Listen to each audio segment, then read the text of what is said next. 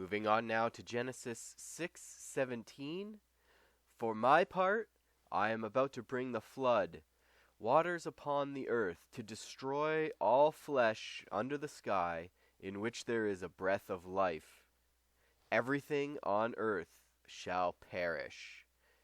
Now, I found a really amazing source in the Talmud, Sanhedrin 108a, that goes into this and quotes this verse. And interestingly to me, they quote the book of Job many times in this section.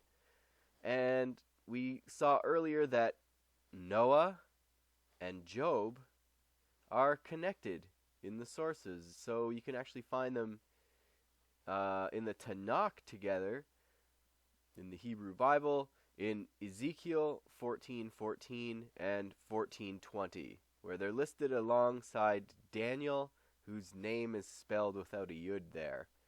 And then the sages go into this little threesome here.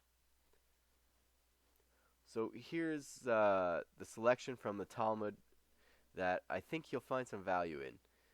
The sages taught in a beresheit, the flood, or the generation of the flood, became haughty, or like really proud of themselves and arrogant, and sinned due only to the excessive goodness that the Holy One, blessed be He, bestowed upon them. So because He was so good to them, it made them arrogant.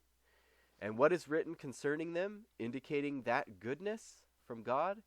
Their houses are safe without fear, nor is the rod of God upon them. This is Job 21:9. And it is written in Job again, their bull sires and will not fall, their cow calves and does not cast her calf. And again in Job, they send forth their little ones like a flock, and their children dance. They sing to the timbrel and harp, and rejoice at the sound of the pipe. So these people are enjoying themselves. And it is written again in Job. These are all quotes from the book of Job, who was a Noahide.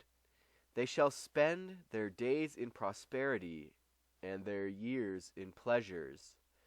And again, and peacefully they go down to their grave.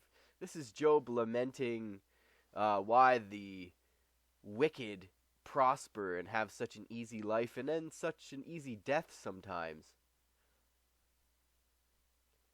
And that success caused them to say to God, depart from us, for we desire not the knowledge of your ways.